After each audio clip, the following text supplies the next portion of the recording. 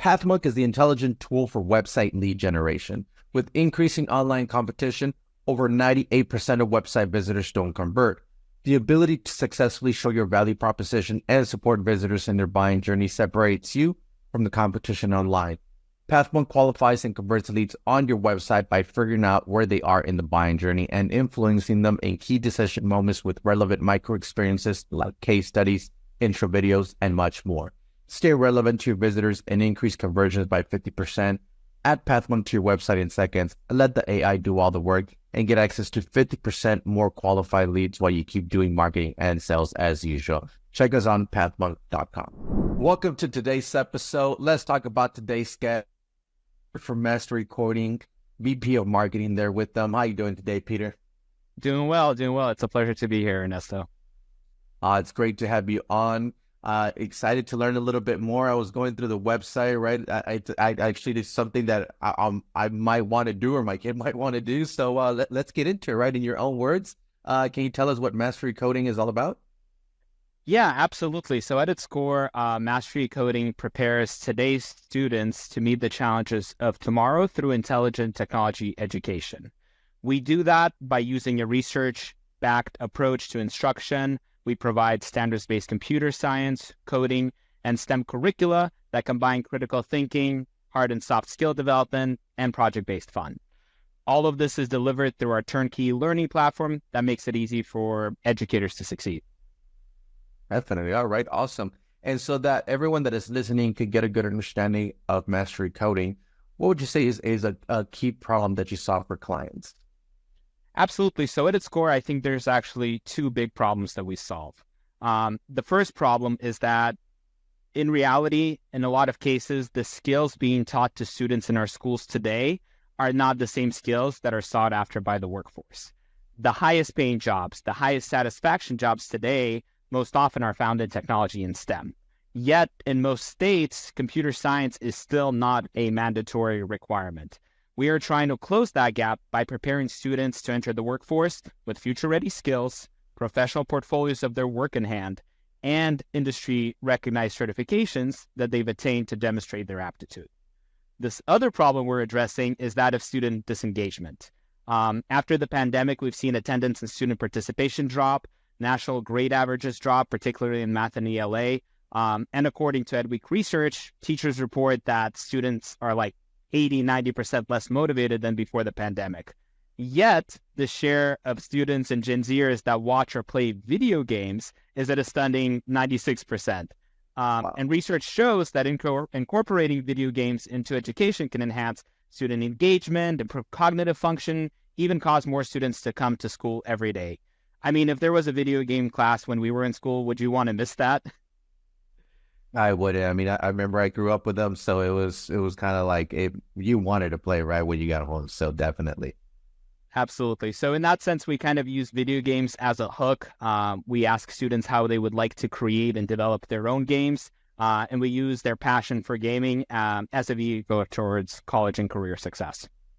Definitely. That's awesome to hear something like that out there. That's really interesting.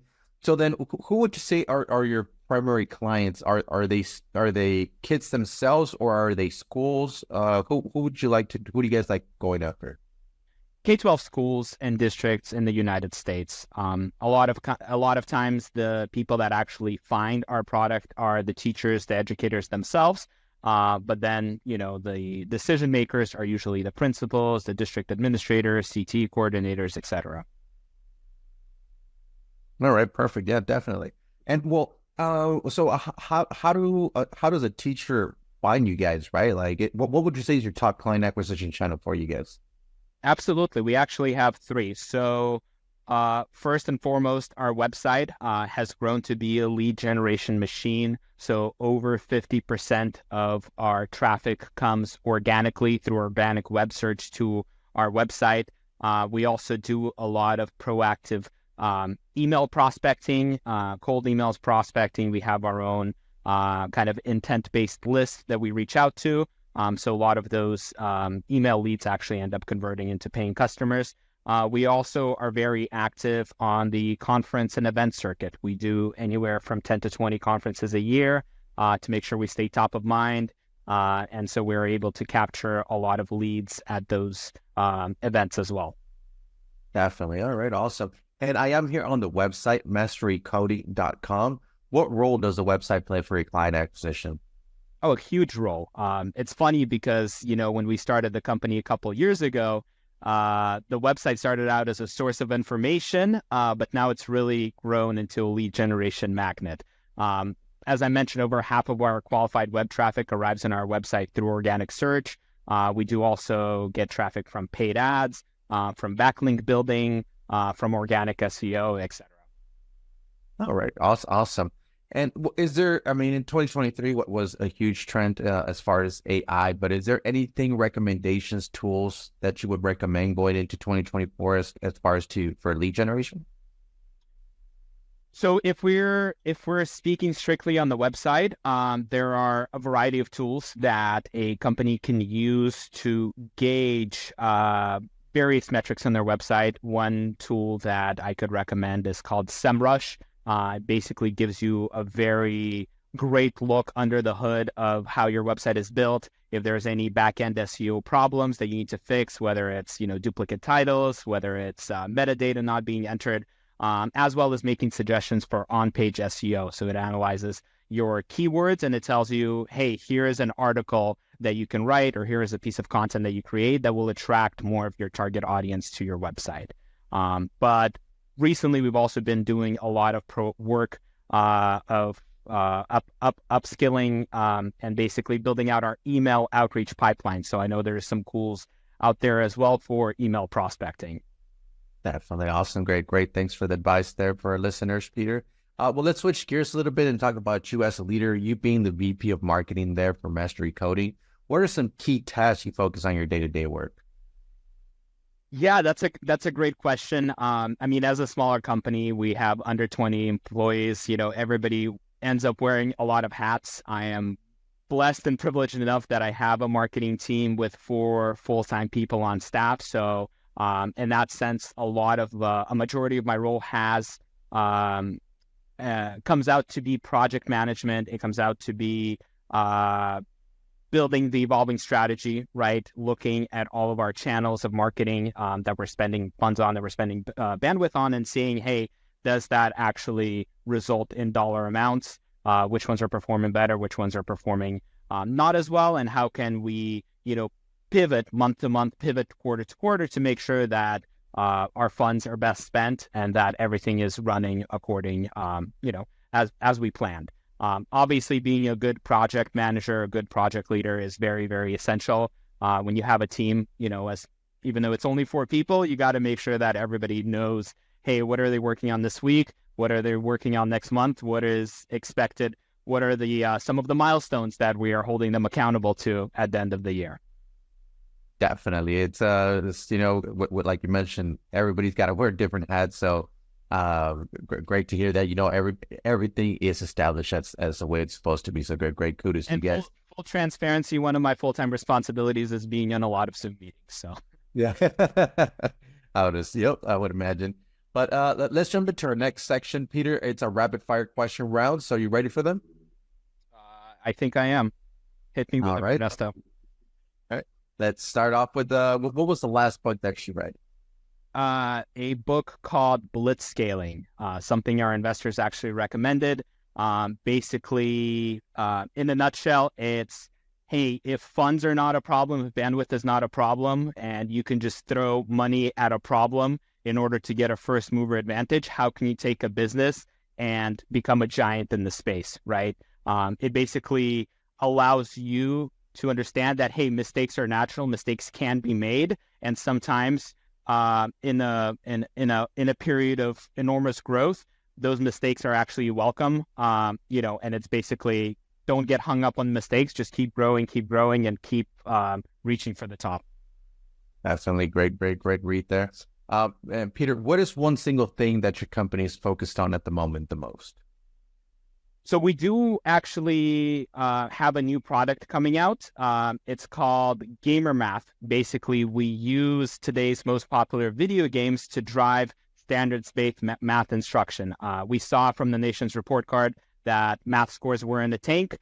We also know that gamers are actually doing a ton of math in their day-to-day. They're just not realizing it.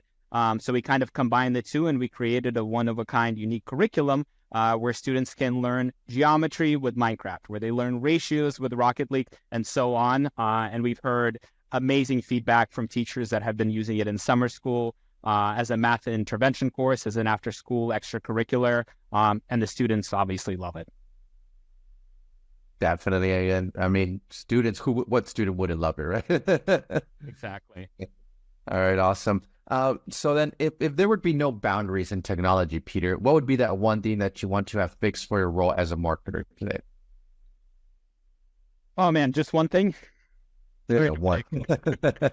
I'm like, less Zoom meetings is not an option. No, I'm just joking. But one thing that I've actually recently been looking for a solution for is two things. Let me make it a little more interesting. So two things. So one thing is intent-based marketing. So that is a gap that I know our company has, where we get a ton of traffic to our website. We get a ton of qualified conversions, but at the end of the day, we're still not aware of who are the people, who are the companies that are looking at our products. Because let's be real, if we only convert 3 to 5% of them, there's still the 85% that we want to action somehow, that we want to share resources with, that we want we want them to take some kind of action on our website. We want to engage with them somehow. And we don't have a way to do that because we don't have those, as I call it, intent-based marketing. We don't have those web insights as to the people that are coming to our company. So I think, I know I mentioned two things, but I think that is the one kind of thing that takes the cake, that takes priority. Okay, awesome. Great to hear that. Now, if there's more repetitive tasks that you could automate, what would that be? It's funny. It seems like a small thing, but setting up Zoom meetings with other team members. I mean, there's just the amount of times I've been on a call where, I have like 5 department leaders and like, yeah, let's get on the call about that. Peter, can you set it up? And then I have to go and look at everyone's calendar, and my my CEO can't do 10 o'clock, but my head of sales can't do 11. And then my VP of operations can't do 12. So it's an immense amount of time to actually spend just to set an appointment, just to, to solve a problem or just to talk about something. Definitely. I would agree with that.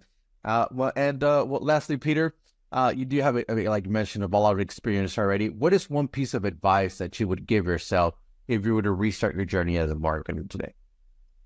One piece of advice that I would give if I restarted my journey as a marketer today is don't ask for permission, ask for forgiveness.